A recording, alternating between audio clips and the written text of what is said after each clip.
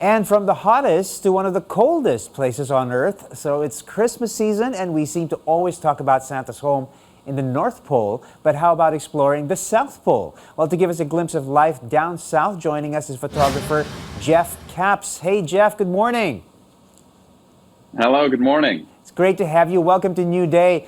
Jeff, I've seen some amazing pictures and video clips of your adventures and travels out in the South Pole. First, let's talk about what brought you there in the first place, the coldest place on Earth. We did come from a news item talking about how hot it is, but really the contrast to where you spend a lot of your time, it's crazy. How and when did you decide to head to the South Pole? So it's funny, I'm actually a warm weather guy myself. I never imagined working there. And I worked at a car dealership, and the guy that runs the shop down there, I worked as a mechanic, actually came in to buy a car, and we got to talking, and he basically offered me a job down there. And I never even knew people lived in Antarctica before this. I mean, it's the coldest place on Earth, the most inhospitable environment. There are no trees. There's no real summer to speak of. It must have been a tough sell. Yeah, well, I like to travel, so Right. that was kind of part of it, is being to see, the last place on Earth, that I really couldn't travel to myself. And it ended up being one of my favorite places I've ever been. It's absolutely beautiful down there, even though there's no wildlife, there's Right. nothing else around, but it is absolutely beautiful. It's almost like a different planet, and I want to talk about that a little more. But how rare is it to be able to travel to the South Pole? It's not something that everybody gets to do, and you've spent quite a bit of time out there. Talk to us a little bit about your experience out there. What's it like on a day-to-day basis out there? So you mentioned it being like in like a different planet, and it really is. When we sit in our dining room and look out at that wide plateau, there's just nothing around in any direction. I say it pretty often. It feels like we're on the moon. Yeah. You get used to going outside and having to put your coat on every time you want to go outside, and it just becomes a way of life. And you can travel down there in the summer. There's actually tourist trips down there in the summer. They just tend to be really expensive. But actually in the winter at the South Pole, the only way to see the aurora there, the southern lights, and the night sky actually is to work there. Well, it's certainly not something that everybody gets to do, but luckily we have people like you who share their experiences and really share how magical a place like this can be. Let's take a look at some of the videos that you took in the South Pole. Some of them range from amazing to just downright funny. This one is quite funny. You have a frozen root beer in hand. What's the story here? I mean, it's hard to imagine what happens when you try and pour a drink out in the open out there. So this idea, I saw another station down there cracked an egg into a pan and had it freeze before it hit the pan.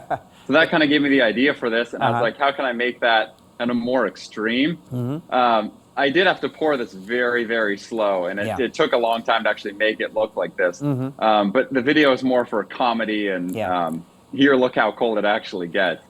But I mean, it does happen. It does get that cold out there, cold enough to freeze things midstream. I'd hate to think about what happens when you get caught miles away from a bathroom out there. Oh, absolutely, yeah. The average temperature there in the winter is minus 60 degrees Celsius.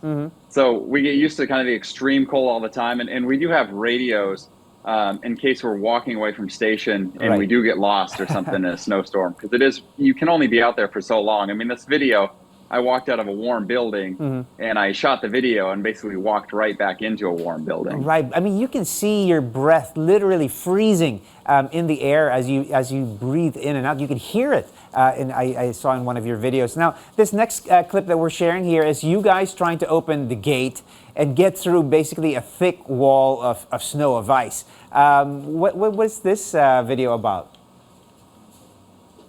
So the winter, we actually get a lot of storms. We get a storm about once every couple weeks. And these are our storm doors that kind of lead to one of our buildings. So that's why it looks like there's snow inside. But these storms don't actually drop any snow, they just wind, so it blows all the snow around, and it just piles really, really high. And this is kind of what it looks like after every storm. The one where it's all the way to the top is pretty rare. It's only, once in a winter type thing, but we always have to close these storm doors, otherwise we'd be shoveling for days. I don't know. This gives new meaning to winter is coming, doesn't it? Now, I was going to ask, how often does a snowstorm, or how often do you experience a snowstorm? When do you not experience a snowstorm out in Antarctica? So we get them about once every 2 weeks in the winter. The funny thing is they only happen in the winter. In the summer, it's very, very rare. We might see one storm all summer. And summer for us, we basically consider from November to February. That's when the station's open for summer. And then it closes for the winter because it's just too cold. Right.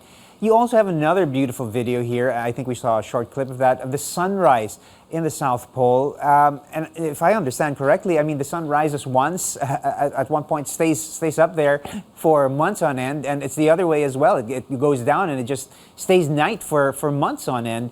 Tell us about what it's like to live under those conditions.